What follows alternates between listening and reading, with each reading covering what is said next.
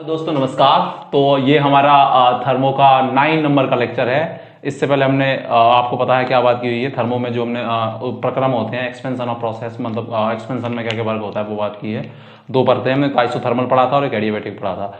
तो आज का जो हमारा लेक्चर है वो है थर्मोकेमिस्ट्री पे। इसका लास्ट टॉपिक है ये 101 यूनिट का। थर्मोकेमिस्ट्री क्या होती है? ऊष्मा रसायन।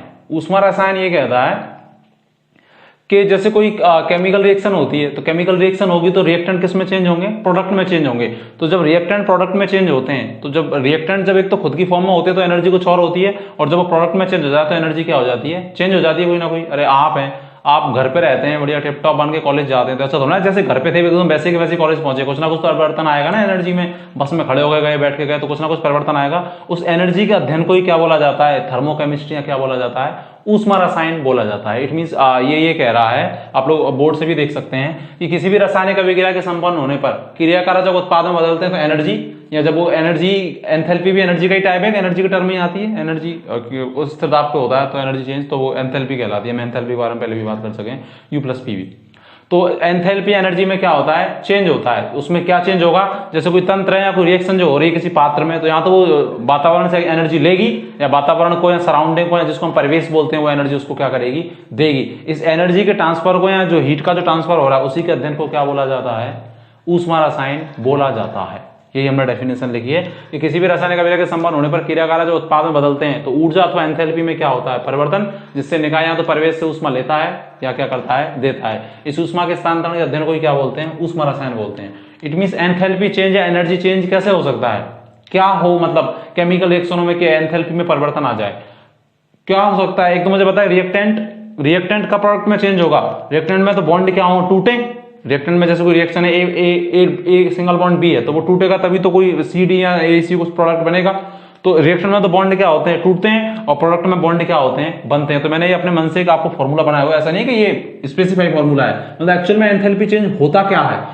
एंथैल्पी चेंज होता है कि क्रियाकारक द्वारा बंधों को तोड़ने के लिए अवशोषित ऊर्जा, जो कि रिएक्टेंट होते हैं, वो अपने बंधों को तोड़ने के लिए एनर्जी चाहिए किसी के बंध को तोड़ने के लिए। और किसका अंतर होता है? उत्पाद में बंधों के बनने के दौरान उत्सर्जित ऊर्जा। फिर उत्पाद में बंध बनेंगे तो बंध कब बनेंगे? जब मॉलिक्यूल के आएंगे पास पास। तो पास पास कब आएंगे? जब अट्रैक्शन लगेगा, और अट्रैक्शन लगता है तो एनर्जी क्या होती है? रिलीज होती है। और किसी को दूर दूर करना है तो एनर्जी क्या करनी पड़ती है? देनी पड़ती है। उसी का अंतर क्या कहलाता है? एंथैल्पी चेंजेस, जिसको हम क्या बोलते हैं? ΔH बोलते हैं।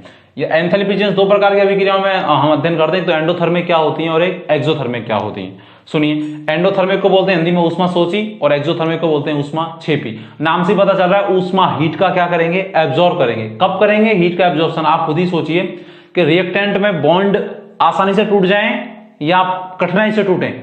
इसका मतलब जो रिएक्टेंट जो एनर्जी कंज्यूम करेंगे वो ज्यादा हो या कम हो?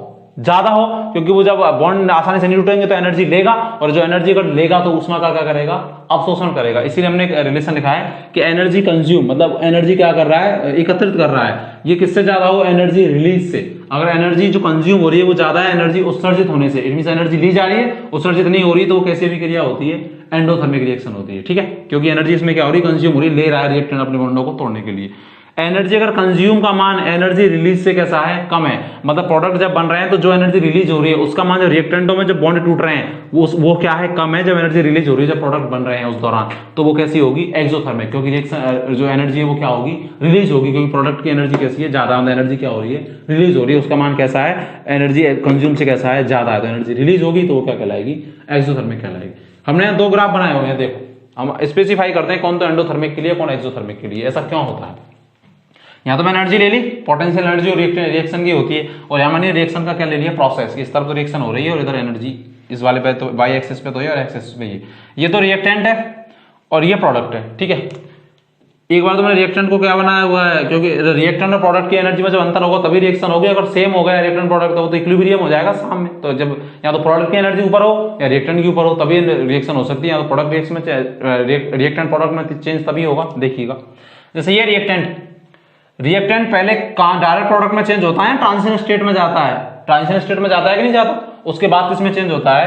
प्रोडक्ट में चेंज होता है। अब रिएक्शन ये जो रिएक्टेंट होता है ये जब ट्रांजिशन स्टेट में चेंज होता है तो उस दौरान एनर्जी लेगा। वो एनर्जी जितनी ज्यादा होगी जिसको हम क्या बोलते हैं? एक्टिवेशन एनर्जी, संकीर्ण ऊर्जा, हमने फर्स्ट ईयर में बात की थी कि किसी क्रियाकारक को उत्पाद में या अपनी संकीर्ण अवस्था तक पहुंचने के लिए आवश्यक ऊर्जा की मात्रा क्या कहलाती है, संकीर्ण ऊर्जा क्या कहलाती है, एक्टिवेशन एनर्जी कहलाती है। मुझे एक बात बताइए, अगर किसी की एक्टिवेशन ये यहाँ रिएक्टेंट की एनर्जी कम है, इसका मतलब इस वाली लाइन में मैंने क्या लिया, रिएक्टेंट की एनर्जी कम है, इट मींस उसकी एक्टिवेशन एनर्जी कैसी है, ज्यादा। अगर इसकी एनर्जी कम है तो उसको ट्रांजिशन स्टेट में पहुंचने के लिए एनर्जी कैसी चाहिए होगी, ज्यादा चाहिए होगी। तो एनर्जी ज्यादा चाहिए होगी तो एनर्जी ये लेगा सिस्टम या ये सिस्टम को देगा, एनर्जी सिस्टम ये वाला सिस्टम परिवेश एनर्जी लेगा या देगा। जब रिएक्टेंट की एनर्जी कैसी है, कम, तो अगर रिएक्टेंट की एनर्जी कम है तो जो ट्रांजिशन स्टेट उसके बीच का गैप कैसा होगा, ज्यादा, और रिएक्टेंट और ट्रांजिशन स्टेट के बीच का जो एनर्जी गैप है वो क्या कहलाता है, एक्टिवेशन एनर्जी। तो अगर वो ज्यादा है तो उत्पाद में बदलने के लिए एनर्जी लेगा सिस्टम या देगा, लेगा, और लेता है कैसी अभिक्रियाएं होती हैं, एंडोथर्मिक। तभी डेल एच की वैल्यू कैसी आती है, पॉजिटिव आती है। ठीक, तो ये वाला जो ग्राफ है जिसमें रिएक्टेंट को नीचे बनाया प्रोडक्ट को ऊपर, एक किसका ग्राफ है, ऊष्माशोषी अभिक्रियाओं। ठीक है, इसका मतलब एनर्जी क्या करेगा, एब्जॉर्ब करेगा एक्स्ट्रा एनर्जी।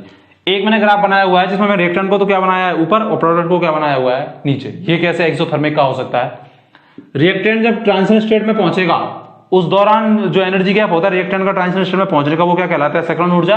किसी भी क्रियाकारक को अपनी संकीर्ण अवस्था तक पहुंचने के लिए आवश्यक ऊर्जा की मात्रा क्या कहलाती है, संकीर्ण ऊर्जा कहलाती है। ठीक है, अब ये इसकी तुलना में ज्यादा है या कम है इसको ट्रांजिशन स्टेट तक पहुंचने के लिए, क्योंकि जैसे ट्रांजिशन स्टेट में संकीर्ण अवस्था में पहुंचेगा उसके बाद किसमें चेंज हो जाएगा, प्रोडक्ट में।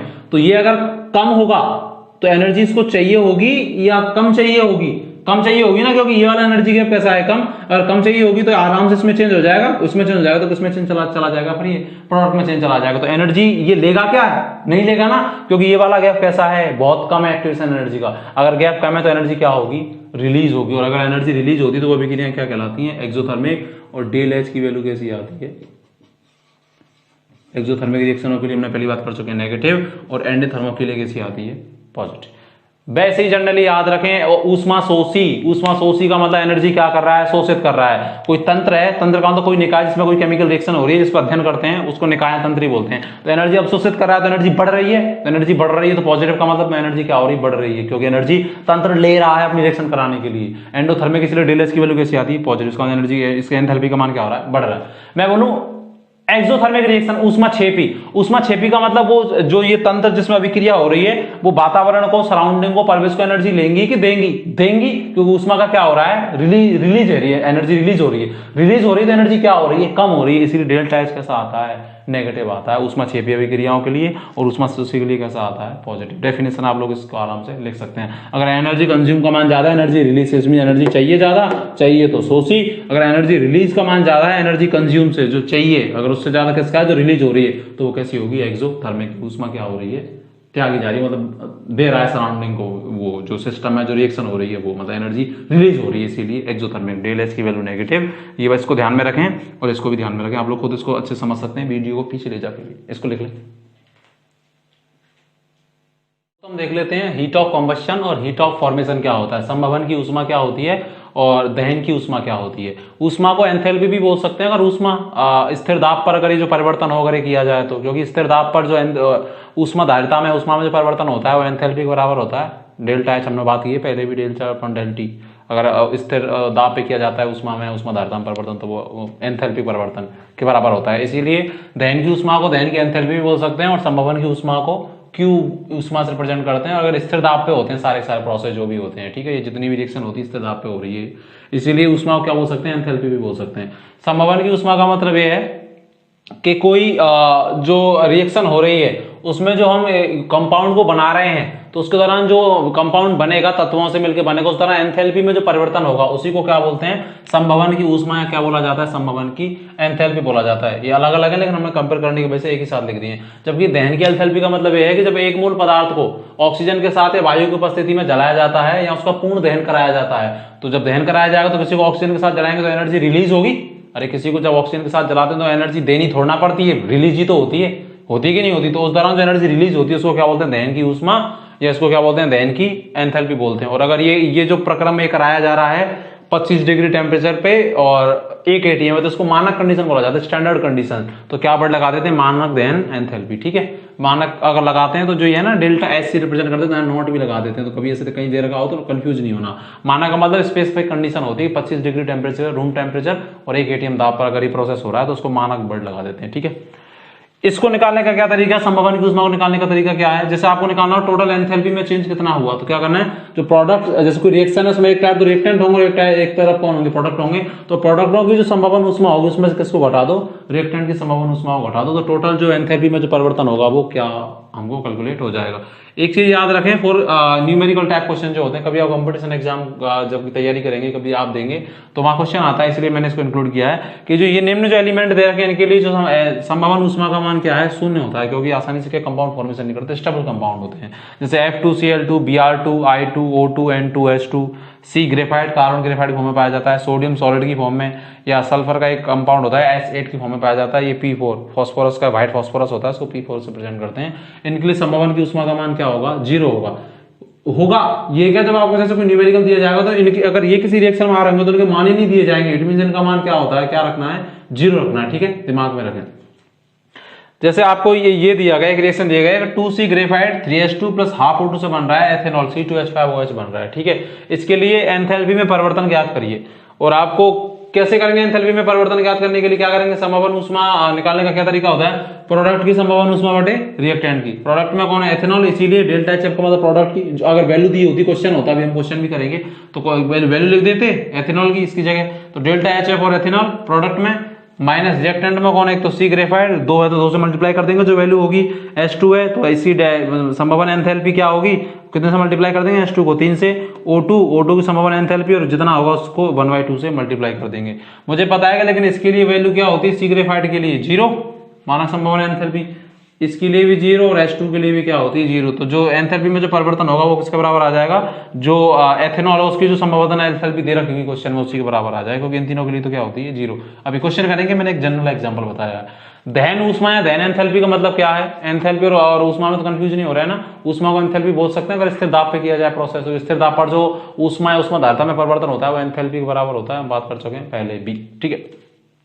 एक मूल यौगिक को ऑक्सीजन या वायु की आधिक्य में जलाना है, या उसको पूर्ण दहन जब कराया जाता है, क्या कराया जाता है, पूर्ण दहन कराया जाता है। तो जब किसी को वायु के साथ ऑक्सीजन में जलाया जाता है तो एनर्जी रिलीज होती है। अरे किसी को जलाते हैं, कागज को जलाते हैं तो निकलती है ना, लपटें निकलती हैं, हम सर्दियों में एनर्जी ले लेते हैं। जैसे एनर्जी हमें जब किसी को जलाया जाता है तो एनर्जी क्या होती है, रिलीज होती है। उसी को क्या बोला जाता है, मानक दहन एंथैल्पी या क्या दहन की ऊष्मा बोला जाता है। यह हमेशा कैसा प्रोसेस होता है, एक्सोथर्मिक ऊष्मा क्षेपी। क्यों होता है, क्योंकि एनर्जी हमेशा क्या होती है, रिलीज होती है, क्योंकि जब किसी को ऑक्सीजन के साथ जलाया जाएगा तो एनर्जी देनी नहीं पड़ेगी, एनर्जी क्या होगी, रिलीज होगी। इसीलिए दहन की ऊष्मा या दहन की एंथैल्पी जो प्रोसेस है वो कैसा है, एक्सोथर्मिक है। इसको निकालने का जो तरीका है वो इसके जस्ट अपोजिट है। इसमें तो क्या कर रहे थे, प्रोडक्ट में से किसी हटा रहे थे, रिएक्टेंट की। ये फॉर न्यूमेरिकल टाइप क्वेश्चन के लिए मैं यहाँ पे इंक्लूड कर रहा हूँ। और इसमें क्या करना है, जैसे मुझे दहन एंथैल्पी निकालनी है या दहन कंबस्शन ऑफ हीट निकालनी है, तो रिएक्टेंट में से किसको हटा देंगे, प्रोडक्ट को हटा देंगे। इट मींस रिएक्टेंट की जो दहन एंथैल्पी या दहन ऊष्मा दे रखी होगी उसमें से किसको हटा देंगे, प्रोडक्ट को। जबकि संभवन में किसको हटाते हैं, प्रोडक्ट में से रिएक्टेंट को। दिमाग में रखना है, इसीलिए मैंने एक साथ कंपेयर किया था। जैसे आपको एक दिया गया कि सी को जब आप O2 के साथ जला रहे हैं तो CO बन रहा है, और CO को जब आप O2 के साथ जला रहे हैं तो CO2 बन रहा है।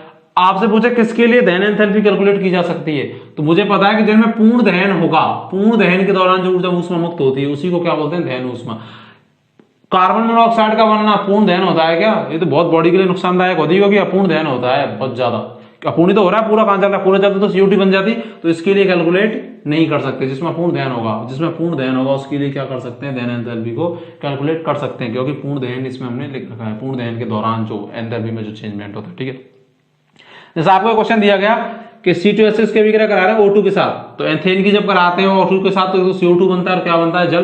किसी भी हाइड्रोकार्बन की कराते हैं, अगर एथेन होता है तो क्या बनता है, N।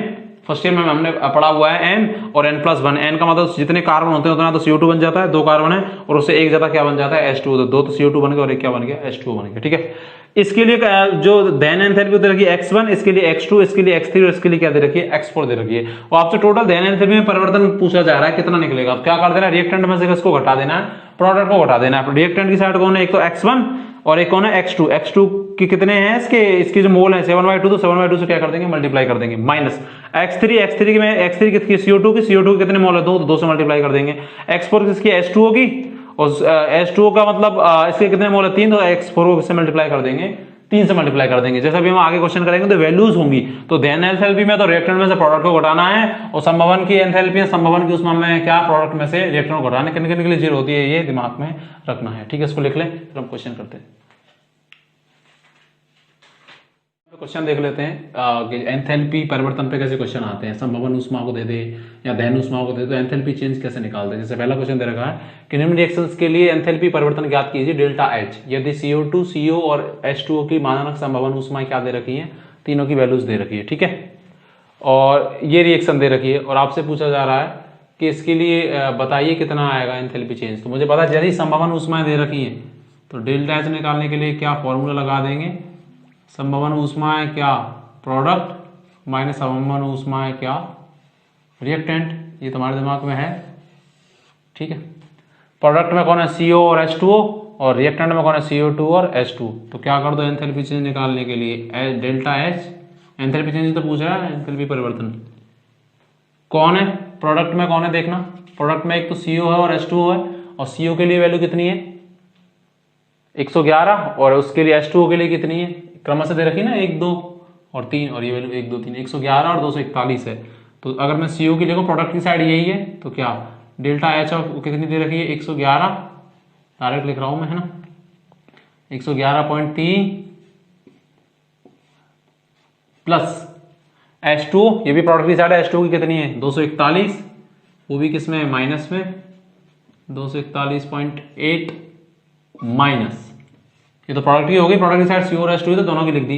रिएक्टेंट की साइड एक तो कौन है CO2, और CO2 की कितनी दे रखी है माइनस 393.5 प्लस H2, और H2 के लिए वैल्यू दे रखी है क्या, नहीं दे रखी, क्योंकि H2 के लिए संभवन ऊष्मा का मान कितना होता है 0 होता है, मैंने पहले ही बताया था, इसीलिए नहीं दे रखी यहाँ पे। ठीक है, क्योंकि 0 होता है वैसे भी। ठीक है, इसीलिए नहीं दे रखी। इसको कैलकुलेट करोगे तो कितना आएगा करना, ये कितना आएगा, ये आएगा 353 के आसपास, है ना, माइनस में आएगा, माइनस माइनस जब जोड़ते हैं तो नेगेटिव ही रहता है, और ये माइनस माइनस क्या हो जाएगा प्लस, माइनस माइनस प्लस हो जाएगा, ये कितना आ जाएगा 393.5, और ये वैल्यू लगभग कितनी आ जाएगी प्लस 40 के आसपास आ जाएगी किलो जूल पर मोल, क्योंकि वैल्यू किस में दे रखी है किलो जूल पर मोल में, इतनी ही आ जाएगी। देख लो आप इस बार इसको। और नीचे वाला क्वेश्चन देखो, नीचे वाला कैसे हो सकता है, नीचे वाला एग्जैक्ट मैं बता दूं इसका 40.4 के आसपास आंसर है किलो जूल, ये आएगा 353.8। इसको देखो नीचे वाले को, नीचे वाले में भी संभवन ऊष्माएं दे रखी हैं, लेकिन आप इस रिएक्शन को देखेंगे तो आपको लगेगा कि सर ये तो O2 के साथ जला रहा है इसको, तो दहन ऊष्मा होनी चाहिए। लेकिन कभी भी जब आप क्वेश्चन करें तो ये देखें जो वैल्यूज दे रखी है वो किस में दे रखी है, वैल्यू अगर संभवन ऊष्मा में दे रखी है तो जो फॉर्मूला है वो भी किसका लगाना है, संभवन ऊष्मा का ही लगाना है, ये दिमाग में रखना है। ठीक है, चाहे O2 लिखा हो चाहे H2 लिखा हो, कुछ भी लिखा हो, चाहे O2 के साथ जला रहा हो, जो वैल्यूज दे रखी है ना संभवन ऊष्मा की तो फॉर्मूला उसी का लगाना है। और मुझे पता है कि संभवन ऊष्मा का फॉर्मूला लगाएंगे तो एंथैल्पी परिवर्तन, अब इसने बोल दिया ये दे रखे मान, तो मानक परिवर्तन बताइए, इसमें जो एंथैल्पी चेंज ही पूछ रहा है। ठीक है, क्योंकि ये सारा एंथैल्पी चेंज का ही खेल है, संभवन ऊष्मा हो चाहे दहन ऊष्मा हो, अभी हम उदासीकरण ऊष्मा भी पढ़ेंगे और हम आगे अभी उस बंद वियोजन एनर्जी भी पढ़ेंगे, तो सारा एंथैल्पी चेंज ही तो हो रहा है। ऊर्जा में क्या परिवर्तन हो रहा है, एनर्जी में या हीट में, ड्यूरिंग द रिएक्टेंट से प्रोडक्ट में जा रहा है, तो सारा उसी का खेल है। अगर संभवन ऊष्माओं की वैल्यू दे रखी है तो उसी का फॉर्मूला लगाना है। इसमें भी देखो संभवन ऊष्माओं की वैल्यू दे रखी थी, इसलिए प्रोडक्ट माइनस रिएक्टेंट का फॉर्मूला लगाया। देखो इसमें क्या आएगा, डेल्टा H बराबर वही रिएक्शन क्या दे रखी है CH4 2O2 CO2 और 2H2O, तो प्रोडक्ट की साइड तो कौन है CO2 और 2H2O, और CO2 के लिए संभवन ऊष्मा का मान कितना दे रखा है माइनस 393.5 प्लस, और प्रोडक्ट की साइड कौन है H2O। क्यों लगाया प्रोडक्ट वाला, ये प्रोडक्ट माइनस रिएक्टेंट वाला फॉर्मूला इसलिए लगाया कि वैल्यू क्या दे रखी है संभवन ऊष्माओं की, जो वैल्यूज दी होती है उसी का आधार पे फॉर्मूला लगाते हैं। यहाँ कंफ्यूज नहीं होना कि O2 दे रखा है क्या दे रखा है, दिमाग में रखना है। अगर ये वैल्यूज उसमें दे रखी होती हीट ऑफ कंबस्शन, दहन की ऊष्मा की वैल्यू दे रखी होती है लिख रखा होता, तो फिर क्या फॉर्मूला लगाते हैं रिएक्टेंट माइनस प्रोडक्ट का लगाते। ठीक है, समझ गए ना मैं क्या आपको समझाना चाह रहा हूँ। ये हो गया प्रोडक्ट की साइड और कौन है H2O, और H2O के कितने मोल दे रखे हैं यहाँ पे रिएक्शन में 2 मोल, और H2O की वैल्यू कितनी है 286 माइनस में, तो -2.286 को क्या कर दो मल्टीप्लाई कर तो ठीक है, H2O के लिए यही वैल्यू है। उसके बाद माइनस रिएक्टेंट की साइड कौन है, तो CH4, और CH4 के लिए वैल्यू कितनी दे रखी है, -75 दे रखी है। और कौन है रिएक्टेंट साइड, O2, और O2 के लिए वैल्यू कितनी होती है 0, O2, H2, N2 अभी हमने निकाली थी, संभावना उष्मा के मान लिखे थे हमने, N के 0 होता है। और वैल्यू दे भी नहीं रखी, O2 की दे रखी है क्या, CH4 की दे रखी है 75, CO2 की दे रखी है 393.5 और H2 की दे रखी है 286। इसीलिए नहीं दे रखी क्योंकि प्रैक्टिकल वैल्यू है, प्रैक्टिकल डाटा है सारे के सारे। कभी भी आप CO2 का देखेंगे तो यही वैल्यू होगी हमेशा संभावना उष्मा की। देखो इस रिएक्शन में, इस क्वेश्चन में देख लो, ये PMT का आया हुआ क्वेश्चन है, और चाहे इसमें देख लो, इसमें भी देखो CO2 के लिए 393.5 दे रखी है, ठीक है, प्रैक्टिकल वैल्यू होती है। O2 के लिए 0 होती है, इसलिए इसने दी नहीं है क्वेश्चन में। इसको करो सॉल्व, करिएगा, देखो क्या आता है इसका। इसको जब आप करेंगे तो ये आ जाएगा लगभग, देखो कितना आएगा, ये 965 के आसपास आ जाएगा, और ये 75 घटा देंगे तो 890 के आसपास आ जाएगा। इसको जब आप करेंगे तो ये आ जाएगा लगभग 965 के आसपास, ठीक है। और ये प्लस प्लस के माइनस माइनस क्या हो जाएगा, प्लस हो जाएगा, प्लस हो जाएगा तो वैल्यू कैसी आ जाएगी, नेगेटिव में आ जाएगी, लगभग आंसर आ जाएगा 890 किलो जूल पर मोल। एंथैल्पी में इतना चेंज होगा, ठीक है। क्या करना है, संभवन के लिए फॉर्मूला क्या लगाना है, प्रोडक्ट माइनस रिएक्टेंट। प्रोडक्ट में जितने जैसे वैल्यूज दी, जैसे H2O की वैल्यू दे रखी 286, जितने मोल होते हैं उसे मल्टीप्लाई कर देते हैं। प्रोडक्ट की साइड जो होते हैं वैल्यू दे रखी उससे मल्टीप्लाई कर देते हैं। जिनके लिए संभवन उष्मा का मान होता नहीं है वो क्वेश्चन में देगा ही नहीं, पर फिर भी दिमाग में रखें, इनके लिए 0 होता है, पर जिनके लिए 0 होता है वो क्वेश्चन में देगा ही नहीं, फिक्स। ये सारी प्रैक्टिकल वैल्यू होती है। अब आप यहाँ बोलते हैं, आप कंफ्यूज नहीं होना कि सर O2 के साथ जला रहा है तो दहन उष्मा आनी चाहिए थी, यहाँ पे रिएक्टेंट माइनस प्रोडक्ट। क्या याद रखना इस प्रकार न्यूमेरिकल करने में, जो संभवन उष्माओं के मान दे रखे होते हैं, जैसे संभवन उष्मा दे रखा होता है उसी को फॉर्मूला लगाते हैं। इसीलिए कौन सा फॉर्मूला लगाया है यहाँ पे, प्रोडक्ट माइनस कौन सा लगाया है, ये रिएक्टेंट वाला फॉर्मूला। ये प्रोडक्ट की साइड थी ये वाली वैल्यू, और ये किसकी साइड है, रिएक्टेंट की साइड। यहाँ O2 और यही तो था CH4। संभवन उष्माओं के मान दे रखे हैं, इसीलिए कौन सा फॉर्मूला लगाया, प्रोडक्ट माइनस रिएक्टेंट। यही तो थोड़ा ट्विस्ट होता है, जिसको समझ जाता है वो आगे बढ़ जाता है, ठीक है। अगर दहन उष्मा के मान दे रखे होते तो फिर कौन सा फॉर्मूला लगाते, रिएक्टेंट माइनस प्रोडक्ट लगाते, ठीक है। जरूरी नहीं है कि यहाँ पर अगर जला ही रहा है या ऑक्सीजन के साथ अभिक्रिया कर रहा है तो हमेशा जरूरी नहीं है कि रिएक्टेंट माइनस प्रोडक्ट वाला ही फॉर्मूला लगे। ये डिपेंड करता है कि उसने वैल्यू किसकी दे रखी है, उसने वैल्यू दे रखी है संभवन उष्माओं की। कभी भी मानक फानक लगा रहा है तो कंफ्यूज नहीं होना। मानक का मतलब है कि स्टैंडर्ड कंडीशन, रूम टेम्परेचर पे और 1 atm दाब पर अगर कोई रिएक्शन होती है तो उसको मानक बोल देते हैं। संभवन उष्मा दे, चाहे संभवन एंथैल्पी दे, चाहे मानक संभवन एंथैल्पी दे, चाहे मानक संभवन उष्मा दे, वो किसकी बात कर रहा है, हीट ऑफ फॉर्मेशन की बात कर रहा है, संभवन की उष्मा की बात कर रहा है, ठीक है। इस टॉपिक में हमने इस लेक्चर में हमने 2 टॉपिक लिए थे, एक तो क्या संभवन उष्मा क्या होती है और हीट ऑफ कंबस्शन क्या होती है। दहन उष्मा को ज्ञात करने का एक वो होता है, स्ट्रक्चर होती है, जिसको उपकरण होता है, उसको बम कैलोरीमीटर बोला जाता है। कभी कभार पूछ लेता है प्रतियोगी परीक्षाओं में कि दहन उष्मा के निर्धारण के लिए किस विधि का उपयोग किया जाता है। तो एक कंपाउंड पूरा एक स्ट्रक्चर नुमा एक स्ट्रक्चर होती है, तो उसमें बम कैलोरीमीटर बोलते हैं उसको। आप दिमाग में रखें, कभी क्वेश्चन आए तो आप उसको आधे नंबर में लिख सकते हैं। आगे अगले लेक्चर में मिलते हैं। थैंक्स अ लॉट, जय हिंद।